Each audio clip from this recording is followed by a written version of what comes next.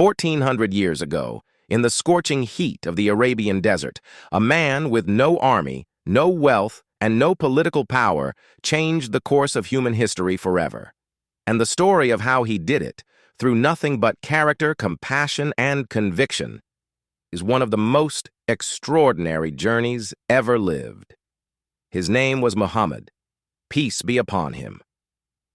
Born in Mecca in the year 570 CE, he entered the world already acquainted with loss. His father died before he was born.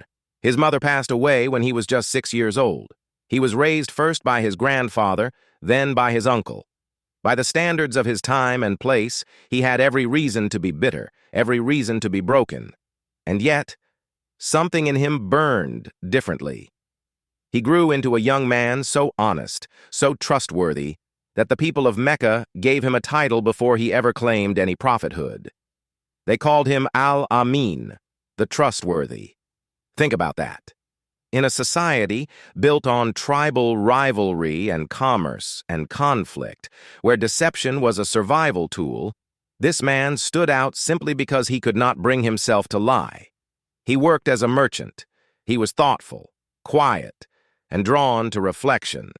He would retreat to a cave called Hira in the mountains outside Mecca, sitting alone with the great questions of existence. Who are we? What is this world? Is there something more than what we see?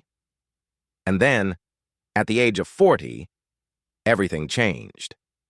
The first word of a divine revelation came to him in that cave, a single command that would set the rest of his life in motion. Read. He came home trembling. His wife Khadijah, a remarkable woman in her own right, held him close and told him the words every frightened soul longs to hear.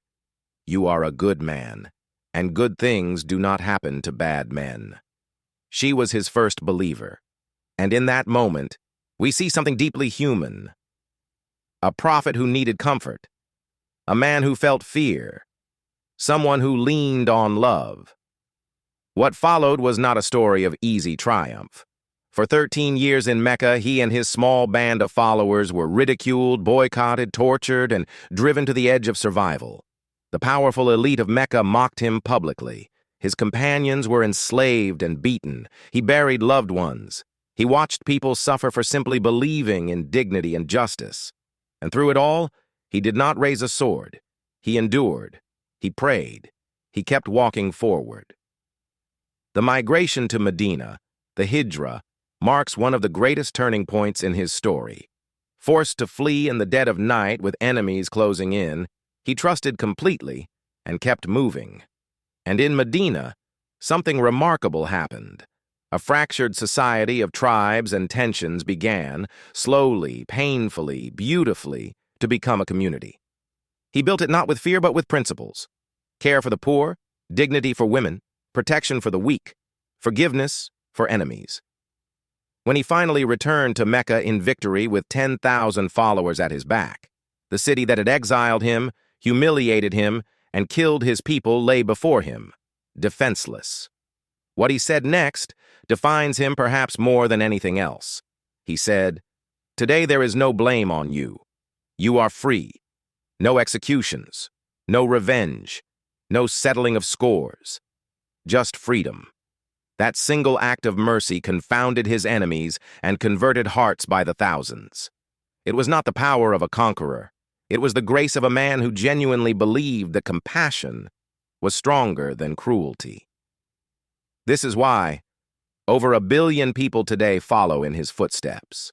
Not because they were forced to, but because when they encounter the full, honest story of his life, the orphan, the merchant, the prophet, the leader, the man who wept for his children, who mended his own sandals, who smiled easily and spoke gently, they see someone real, someone who faced the full weight of human suffering and chose, every single time, to respond with love. His story does not belong only to history. It belongs to every person who has ever lost something, doubted themselves, and still kept going. It belongs to all of us.